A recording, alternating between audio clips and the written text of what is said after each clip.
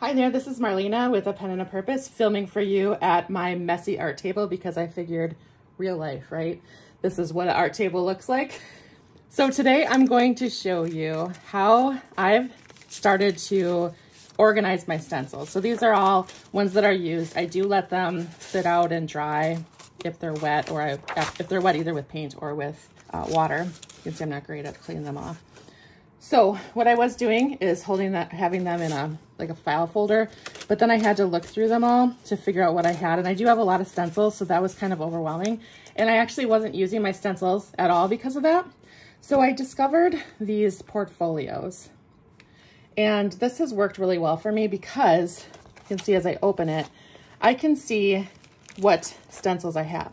It's not a perfect solution because they do move around in here. This isn't the perfect size or anything like that for stencils.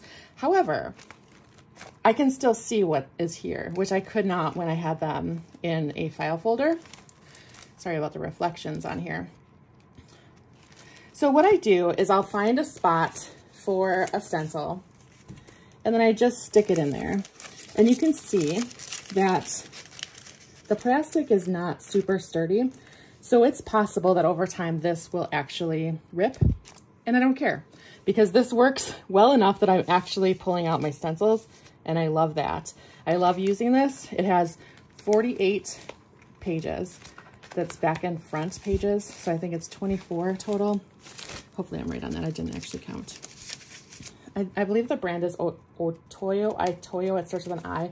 I'll link it below. When I have stencils like this was part of the problem with storing them as I was, because there's just, as you can see, let me find a page where you'll be able to see this better. There's just a little bit of plastic in between here. So if I rip that, that's gonna break. And this is what I was just gonna tell you I was gonna do, is I put a sulfite piece of paper, or probably any piece of paper would work. I like this one because it's 9 by 12, so it's the same size as the portfolio. And I stick it behind there. Now with this one, it's small enough that it's not going to be a problem. I can just find a spot and stick it in there. See, here's the issue. They do move. They don't move as much as they are right now, but it is a possibility that they might move. So I wouldn't normally put this one in here because it's full, but I'm going to for right now, just to show you how I would do that. And this stencil here is from the Stencil Girl subscription box. It's not really a box. And I'm gonna find the other one in here just to show you that this is the size of the large stencils. And if you like joggle stencils, they also fit those giant stencils in here. So I just go in and I'm going to stick it in there. This portfolio did come with the black paper, the white paper when I used it. So you can see it's getting stuck a little bit. The white paper is just paper I have here.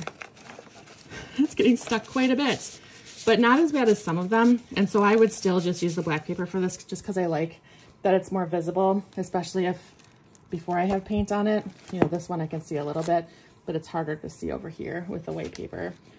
So that is my stencil organization.